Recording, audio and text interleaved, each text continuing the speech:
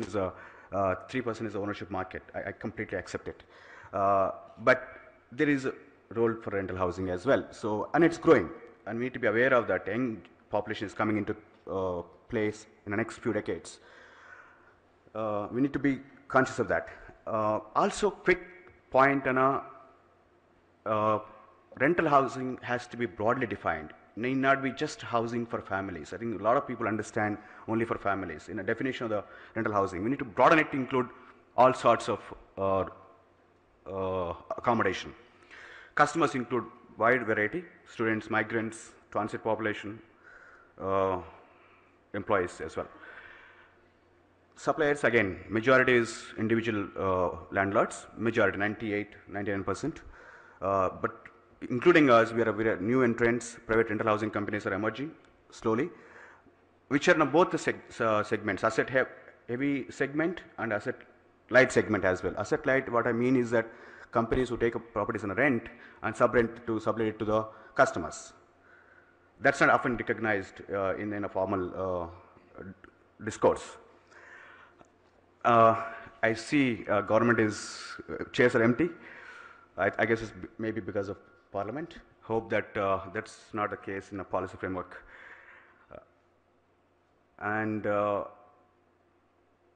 Government is trying to do something under the RAY, and also it set up a task force on rental housing under Mr. Jerry Rao, chairman of VBHC, which is a good thing. It's the first time that happened in Independence India. But we are, as a society, we are still ownership biased. With all due respect, sir, I think we need to be neutral in terms of policy framework is concerned. What other countries are doing? The massive experience over a 100-year period, 100 years of experience in Europe. We need to learn from that. For lack of time, I won't go into that, but we have a lot to learn from both European countries and emerging countries like South Africa. They follow both the approaches: direct subsidies to the households and subsidies to the suppliers, either in the cash or tax incentives, land, infrastructure, etc., and finance especially. They follow both social housing as well as the private sector led housing. South Africa is an interesting example because we are almost similar to as society and development phase.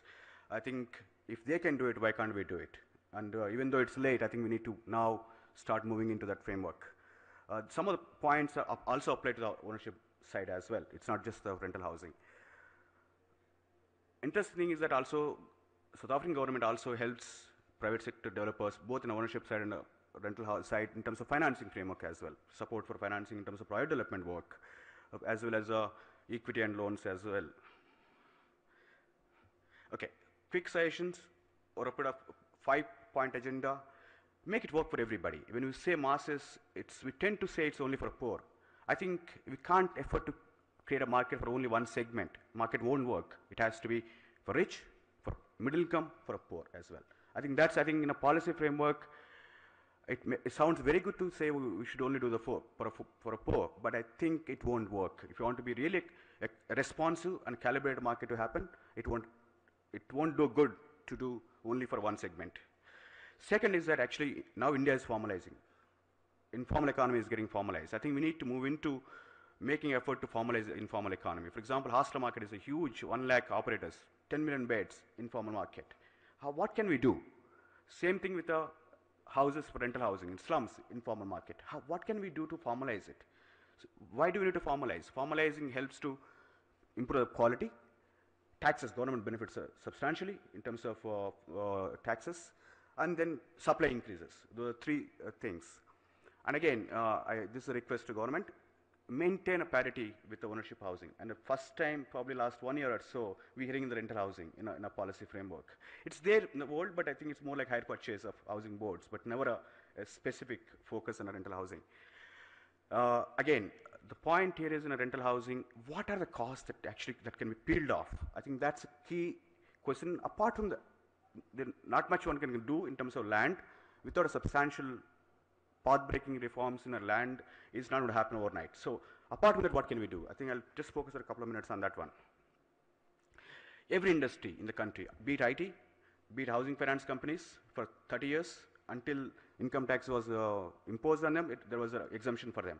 So Every nascent industry or a new industry was actually built by the government with the support from the no income tax exemption. I think uh, it's infrastructure sector, for example, as Chairman has pointed out, they are built with the tax exemptions. Of course, the fundamental things have to be in place, but tax efficiency, tax exemptions also drive partly the industry.